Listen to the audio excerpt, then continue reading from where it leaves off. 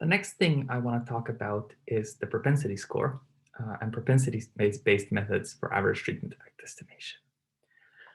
There are many reasons for doing this. The first is essentially that the propensity score is one of the most important objects in observational studies and causal inference. So in a class like this, we were kind of bound to talk about it at some point, and now is as good a time as any. The second is that propensity score-based methods for average treatment effect estimation have an interesting connection to machine learning. And there's actually been a lot of recent discussion around the relevance of kind of a machine learning-based approach to propensity-based methods. So I'm going to talk about that, and it's going to give an interesting complement to what we just saw in the case of machine learning-based regression adjustments. The last is that propensity score-based ideas, the ideas we see here, are going to play a key role in enabling the kind of potential best practice methods for average treatment effect estimation based on machine learning. So we kind of need it as a preliminary for that. But anyways, what is the propensity score? It has a simple definition. The propensity score is conditionally on covariance x, the probability of receiving treatment. In a randomized trial, you might remember the treatment is assigned uniformly at random, ignoring kind of anything about the person being treated or not. And a way of saying this in terms of the propensity score is that in a randomized trial, the propensity score is constant. Say in a uniform 50-50 randomized trial, you flip a fair coin to determine if someone gets treated or not. So in a trial like that, the propensity score would just be uniformly 0.5. What this also kind of suggests is that, at least qualitatively, if a randomized trial is a setup where you have constant propensity scores, then maybe if you look at the propensity score and plot the spread of the propensity score, that gives you some notion of how far a given observational study is from being randomized. So anyways, what's interesting about the propensity score, and the key fact here really is that under unconfoundedness, that is the same condition we saw in part 2, the average treatment effect can be characterized via, you could call the inverse propensity weighted transformation. So here, what's true is tau. Remember, it's this average treatment effect. Kind of redefined it for you, just in case you've forgotten over the past 10 minutes. The average treatment effect, you can rewrite it as the expectation of Wy divided by E minus this other term, and this is another representation for the average treatment effect. And again, kind of what's interesting about this is that here, when we originally defined the average treatment effect, it was defined in terms of potential outcomes, kind of yi1s, yi0s. In general, you don't see potential outcomes in nature. You observe the actual outcome, yi. So why is this representation helpful? Well, here, kind of this representation in terms of inverse propensity weighting doesn't depend on potential outcomes. It only depends on actual outcomes. So this is something you can measure, whereas this is something that kind of you can't directly measure. You need to re-represent it before measuring it. And so then, given this representation, what this immediately suggests is a practical estimator for the average treatment effect. It's the inverse propensity weighted estimator. It takes on the following form. And kind of this unbiasedness result here immediately tells you that the inverse propensity weighted estimator is unbiased for the average treatment effect. The following. Ideas of this type are very common in many areas of statistics, you might have encountered a similar idea in different areas under a name like importance weighting or Horvitz-Thompson sampling. These are kind of all different instantiations of the same idea. Why is inverse propensity weighting unbiased? The short story is something like this. Remember, the treatment assignment here is binary. It's either 1 or 0.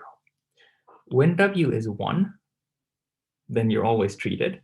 So you only get to observe the Y's here when W equals 1, which means that you can essentially replace this Y here by the treated potential outcome, Yi1. Same thing in the second term. You only get to see that second term when W is 0, when you're in the control condition. So you kind of could equivalently just think that here you only see the control potential outcome. And what about this ratio, the remaining terms, the W over E and the 1 minus W over 1 minus E? Well, just remember W is whether you actually got treated or not. E is the probability of getting treated. So these ratios are 1 in expectation. So the hope is that kind of, since these ratios are 1 in expectation, they cancel out in expectation, and that's how you get unbiasedness. The formal argument for checking out that this works relies on unconfoundedness, and I kind of spelled out a more specific calculation here. The nice thing about the asynchronous format is that if you want to think about this more, now is a great time to pause the video and go through this line by line. And if you don't, the ideas are similar to the ones seen earlier.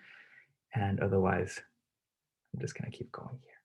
Remember, all of this relies on unconfoundedness. And if you don't have unconfoundedness, then of course, you need to do something else to identify the average treatment effect.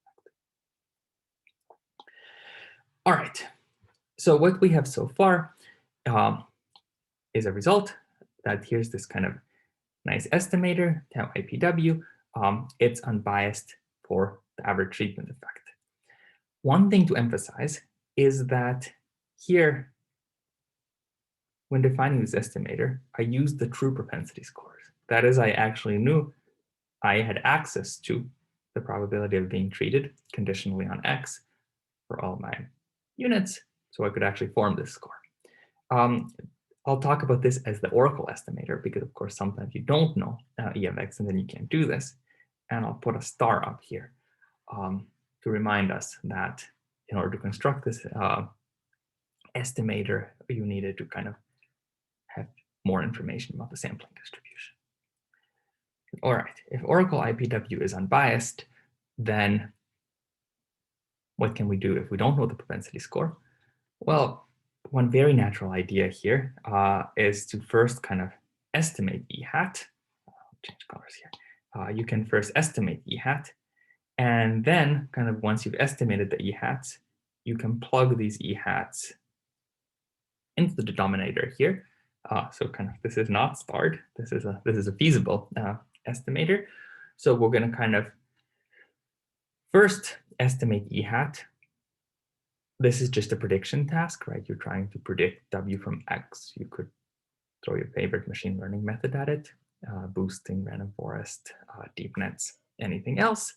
And then kind of once you have estimated the propensity score, you could kind of try running through the IPW framework kind of as though you knew the propensity score.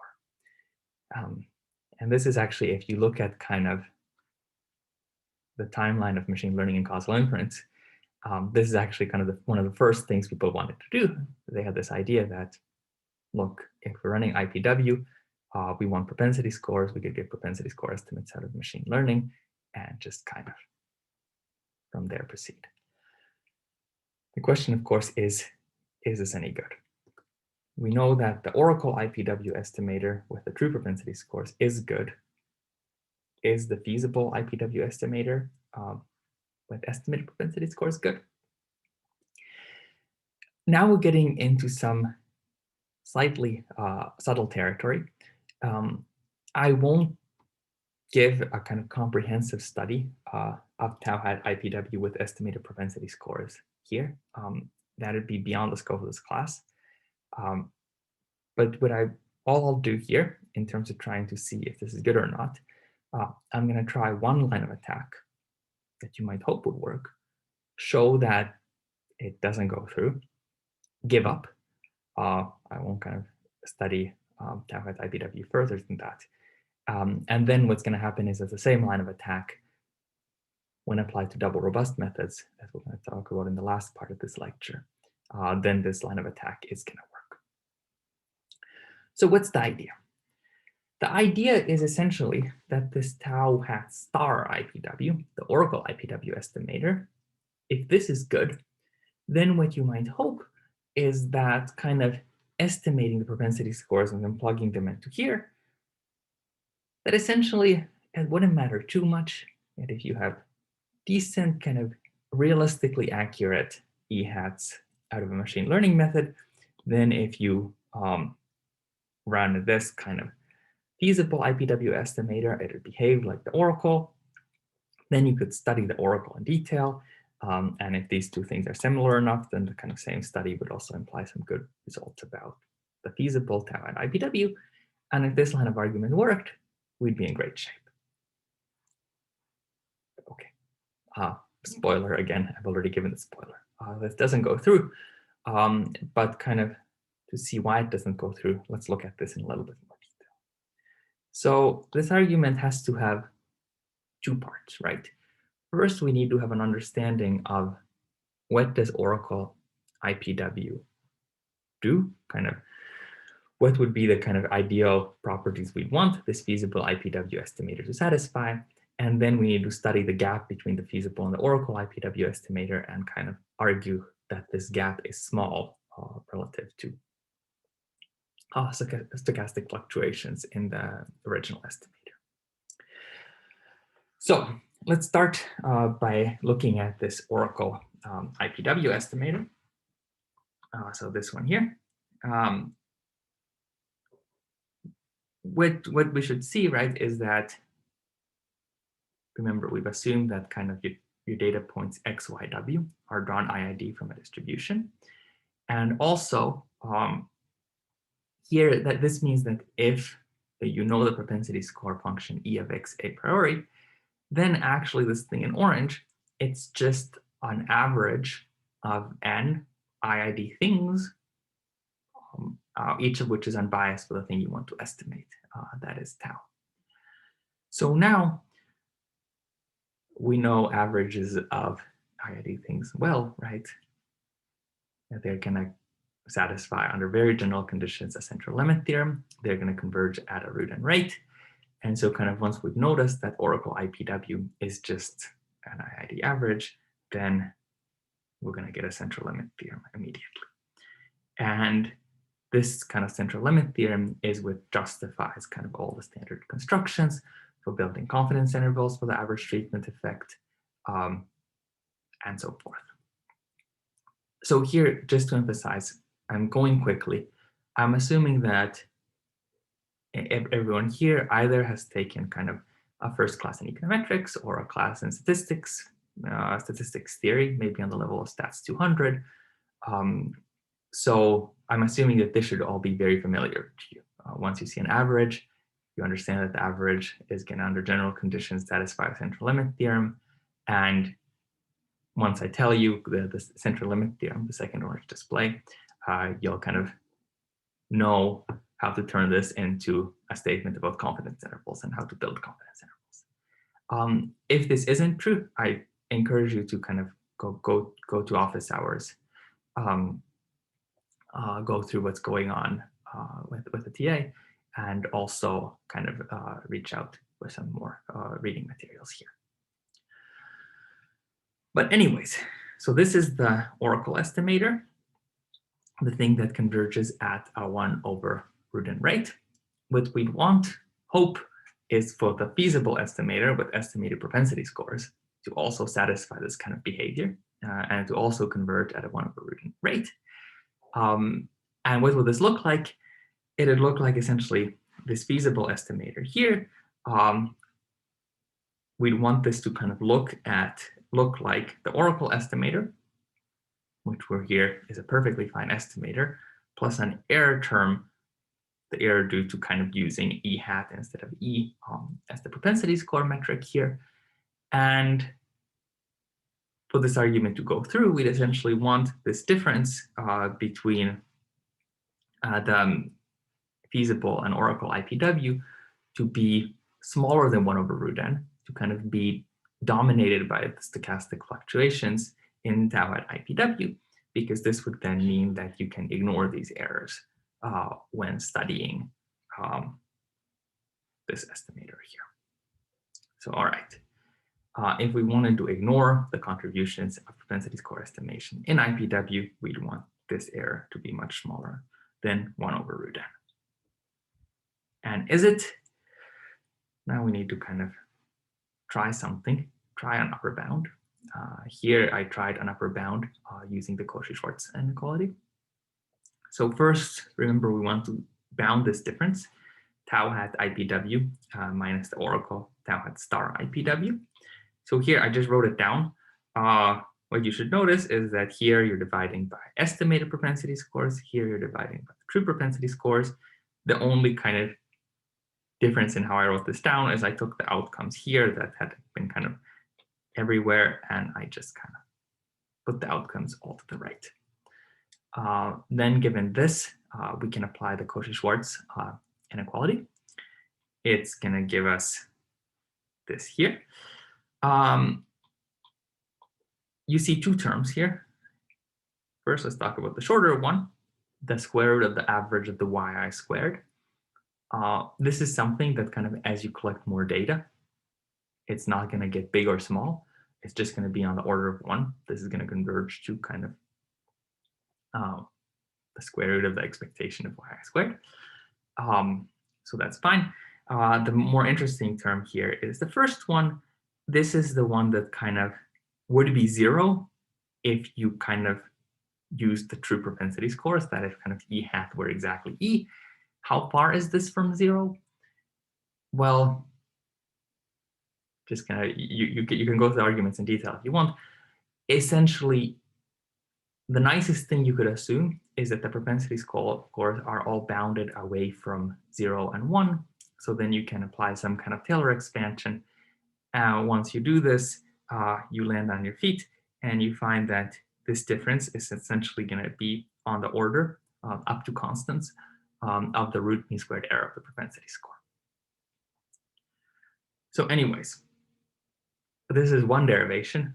You could try other derivations here. I'm not going to do that, but kind of at least with the Cauchy-Schwarz approach, what do we get?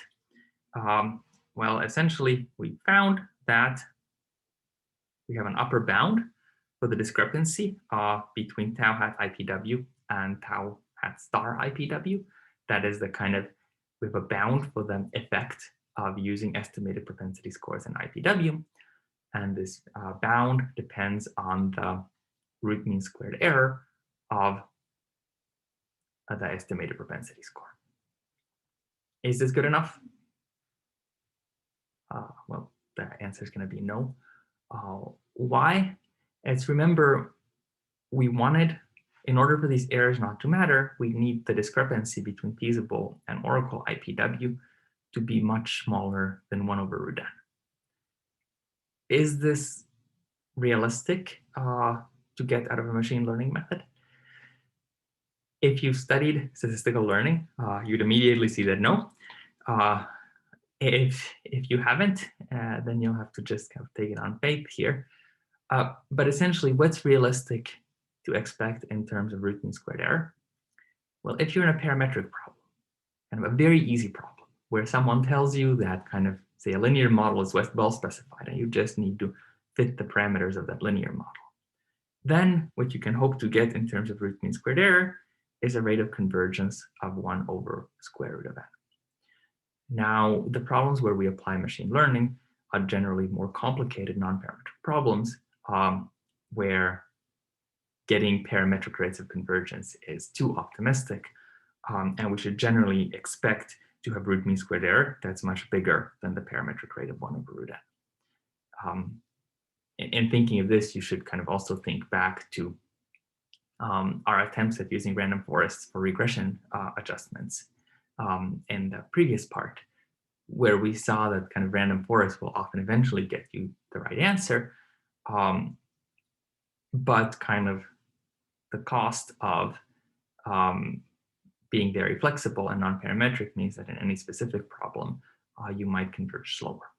So actually, in general, when you're using a machine learning method, you should always assume that your root mean squared error is going to be much bigger than 1 over root n. Whereas here, we kind of, in order for this bound to give us what we want, we would have needed the root mean squared error to be much smaller than 1 over root n, and that essentially never happens with a machine learning method. So, okay, this argument doesn't go through. Of course, there are some loose ends here. I've essentially just computed an upper bound and said the upper bound wasn't strong enough. But it turns out this isn't the problem. This upper bound was perfectly fine. The problem was just that kind of a more careful study would show that just the problem is that tau hat IPW and tau hat star IPW aren't particularly close in general when you estimate propensity scores by a general machine learning method. And that what's going to happen is that in IPW, if you use a machine learning method to estimate propensity scores, then kind of the error due to kind of plugging in estimated propensity scores is going to swamp the sampling error you could have gotten by using Oracle IPW. So even though kind of IPW with true propensity scores is a good method, if you plug in machine learning based estimates of the propensity scores, you're generally gonna end up in trouble. And so again, kind of just to restate the main problem here is that generally when we use machine learning methods, what we want out of machine learning methods is kind of robust, flexible estimation guarantees. What we want is that kind of without having to model the problem specifically, we kind of, under very general conditions, can hope to get consistency in large samples. But just because machine learning gives you kind of the right answer in very large samples doesn't mean that in finite samples you can ignore its estimation error, right? Machine learning, really at a high level, gives you predictions that are always pretty good but never great. And under finite samples, you almost always have non-negligible errors. Kind of when you're running IPW, when you're using a regression adjustment, as we saw in the previous part, when you're running kind of machine learning based methods here, the kind of difference in using E hat versus E in IPW, or kind of in many other analogous settings, the error from using the kind of error from using machine learning here is not negligible. And if you don't take it into account, you're just gonna kind of be very wrong about the accuracy of your estimator and so forth. So generally, we cannot ignore this estimation error and the bias that comes from it. And a naive approach that does so will generally result in confidence intervals and kind of other inferential statements that are just way off. And again, why is this the case? Well, with IPW, we just saw a very concrete example. Kind of the standard approach for building confidence intervals in Oracle IPW will give you confidence intervals that are length 1 over root n. But now, if you use a machine learning based method to estimate propensity scores, you're going to kind of introduce an additional error term that's way bigger, that's bigger than 1 over root n.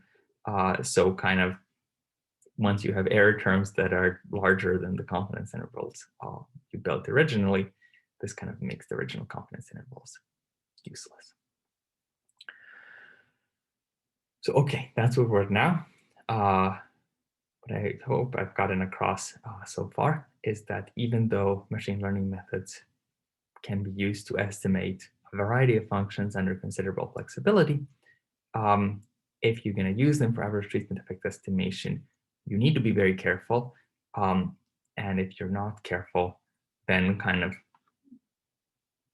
the kind of error you incur from plugging in machine learning-based predictions into your estimation pipeline is just going to be prohibitively large. What can we do about it? At this point, you might think the situation is hopeless. We should just kind of throw out machine learning-based methods and go back to parametric modeling, since then, at least when the parametric model is well specified, we know what to do. But it turns out that even though kind of naive applications of machine learning method don't work out here, there are things that do. And the solution is kind of delightfully simple. You can do exactly the kind of thing we've been doing so far. That is, take a simple estimator, plug machine learning-based predictions in, and then attempt to ignore the error of the machine learning-based method. The only thing is that you need to be careful about what kind of estimator you plug these machine learning-based predictions in.